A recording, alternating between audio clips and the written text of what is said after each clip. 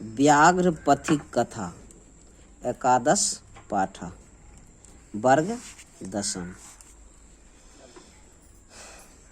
करा अयं पाठः नारायण पंडित रचितस्य हितोपदेश नामकस्य नीति कथा ग्रंथस्य मित्रलाभ नामक खंडात संकलित। अर्थात यह पाठ नारायण पंडित के द्वारा रचा गया है और हितोपदेश नामक किताब से नीति कथा ग्रंथ है मित्रलाभ खंड से लिया गया है।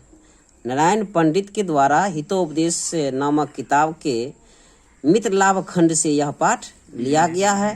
हितोपदेश से बालका नाम पहले कोई बात नहीं मनोरंजनाय नीति शिक्षणाय च नाना कथा पशु पक्षी संबंधा श्राविता। यानी हितोपदेश में बालकों का मनोरंजन के लिए नीति शिक्षा के और नाना प्रकार की कथा पशु पक्षी से संबंधित ये सुनने के लिए यह लिखा गया है और नीति शिक्षा के बारे में। प्रस्तुत कथायाम लोभस्य, यह कथा लोभ के दुष्परिणाम प्रकट करता है। यानी लोभ का क्या दुष्परिणाम है इसके बारे में यह पाठ प्रकट करता है। पशु पक्षी कथा नाम मूल्यम मानवानां शिक्षार्थम प्रभुत भवति इति एतादृशी भी कथा भी ज्ञायते। अर्थात पशु पक्षी को निमित्त बना करके मानवों को शिक्षा देने के लिए यह पाठ लिखा गया है। पाठ प्रारंभ होता है कि एक बूढ़ा बाघ है करा कश्चित यानी कहीं पर वृद्ध व्याघ्र अस्नात कुशहस्त सरस तीरे ब्रूते। यानी एक वृद्ध व्याघ्र स्नान करके हाथ में कुश लेकर के सर अर्थात पोखर के तीरे अर्थात तट पर बोलते हैं, भो भो पंथा हे पथिक इदम स्वर्ण कंगनम गृहताम, यह सोने का कंगन ले लो। ततो लोभा कृष्टेन केनचित पंथेन लोचितम भाग्यन तत्संभवति। अर्थात लोभ में आकृष्ट होकर के कोई वहाँ पर आता है किंतु अस्मिन आत्मसंदेह प्रवृत्तम विधेया, कोई आत्मसंदेह अपने आप में संदेह करता है कि हो न हो यह बाघ है, खा सकता है, हिंसात्मक जानवर है। यतः क्या संदेह करता है कि अनिष्टादिष्ट लाभे अपि न गति जायन्ते शुभा यत्र आस्ते विष संसर्गो अमृतम तदपि मृत्यु। करा है कि जो जहाँ पर बिना कुछ हानि के कुछ परिश्रम के लाभ होता है, अनिष्टादिष्ट लाभे अपि न गति जायन्ते शुभा, वह शुभ गति नहीं होता है जो बिना परिश्रम के लाभ मिलता है।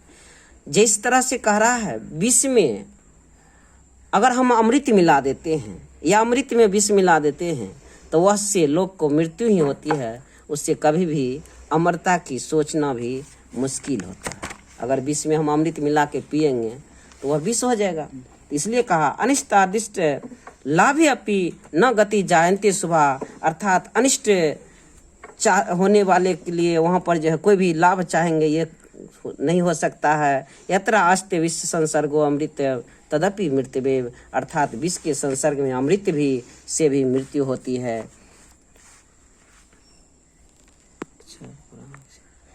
किंतु सर्वत्र अर्थ जनेन प्रवृत्ति ही संदेह एव, सभी जगह यह संदेह है। तनि रूपयामी तावत, तभी वहाँ पर कुछ प्रकाश मूर्ते वह बोलता है। कुत्र तब कंगनम, एक आदमी आता है और कहता है एक पथिक कि कुत्र तब कंगनम, तुम्हारा कंगन कहाँ है।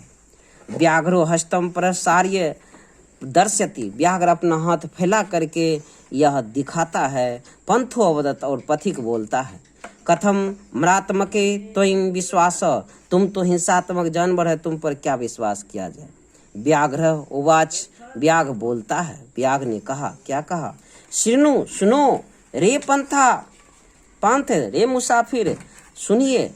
प्रागे अर्थात प्राचीन काल में यौवन दशायाम अति दुर्वृत्ता, बहुत यौवन दशा में, जवानी काल में, पुराने काल में मैंने बहुत सारे दुर्वृत्ति गलत कार्य किया। आसम क्या था? अनेक गौ मनुष्यानाम बांधनवे पुत्रा मृता दराश्च, करा है अनेक गाय और मनुष्य को मैंने मारा, बांधे, जिसके कारण मेरा पुत्र और पत्नी मृत यानी मारा गया। वंशहीनश्च अहम, करा मैं वंशहीन हो गया। ततः केन चिद्ध उद्धार के न अहम आदिष्ट, उसी के उद्धार के लिए मैं दान धार्मिक चरतु भवान, मैं दान धर्म कर्म करता हूँ। तदुपदेश आदि दान मिहम स्नानशीलो दाता वृद्धो गलित खंदान तो कथम न विश्वास भूमि, क्या मुझ पर तुमको विश्वास नहीं होता? मया च धर्म शास्त्रान्य अधितानी, करा मैंने धर्म शास्त्र का अध्ययन किया हूँ। श्रीनु सुनो क्या? दरिद्रान भरे कौनते माँ परस्य ईश्वरे धनम व्याधि अस्तस्य औषधम पथ्यम निरुजस्य किमौषधि, अर्थात कह रहा हे कौनते, कृष्ण जी अर्जुन को कहा कि जिसको धन नहीं है, निर्धन को धन देना चाहिए और व्याधि को औषधि देना चाहिए, और जो भूखा है उसी को भोजन देना चाहिए। अर्थात व्याधि अस्यो औषधम पथ्यम निरुजस्य किमो औषधि, निरोग को औषधि देने से क्या फायदा? अन्योच्च दातव्यमिति यद दानम दीयते अनुपकारिणे, देशे काले च पात्रे च ददानम च तददानम सात्विकम विदु, अर्थात करा है कि उपकार करने के लिए अनुपकारी को कभी भी दान नहीं देना चाहिए। देश के काल को, आदमी को, निपात्र को समझ करके, देख करके उसके अनुसार दान देना चाहिए, वह सात्विक दान है, अन्यथा दान तामस या राजस होती है। तदत्र सरसी स्नात्वा स्वर्ण कंगनम गिरिहान, करा है तदत्र सरसी, कहा तब तुम यह तालाब से स्नान करके आओ, स्नात्वा स्वर्ण कंगनम गिरिहान, और तब स्वर्ण का कंगन प्राप्त करो। ततो यावदसो त्वचः प्रतीतो लोभ तस्सरः स्नातुम प्रविशति, लोभ के वश में वह आदमी स्नान करने के लिए सरमन तालाब में प्रवेश करता है। तावन महापंके, उसमें महा कीचड़ है, निमग्न वह उसमें डूबता है, उसमें फंस जाता है। पलायितुम अक्षम, वह निकलने में असक्षम है, असमर्थ है। पंके पतितम दृष्ट्वा व्याघ्रो वदत्, पंख में गिरता हुआ देख करके व्याघ्र बोलता है, आह महापंके पतितो असि, महान कीचड़ में फंस गए हो, गिर गए हो। अत अस्तवम अहम उत्थापयामि, मैं तुम्हें निकाल देता हूँ। इत्युक्त्वा शनि शनि रूपगम्यम तेन व्याघ्रेन धीरतः, यह बोल करके धीरे धीरे व्याघ्र उसके पास जाता है। स पंथो अचिंत्यत, वह मुसाफिर, वह पथिक सोचने लगता है। अवसेंद्रिय चितानाम हस्ती स्नान में विक्रिया, करा है जिस तरह से हाथी का स्नान एक बार करने के बाद पुनः वह धुलकन अपने शरीर पर लेता है, ठीक उसी प्रकार जिसका चित्त अपने इंद्रिय बस में नहीं है उसका क्या कहना। दुर्भाग्य भरण प्रायो ज्ञानम भार क्रिया बिना, अर्थात जिस प्रकार ज्ञान क्रिया के बिना भार के समान होता है, ठीक उसी प्रकार जिसका इंद्रियां अपने वश में नहीं है उसका ज्ञान भी उसके पास भार के समान होता है।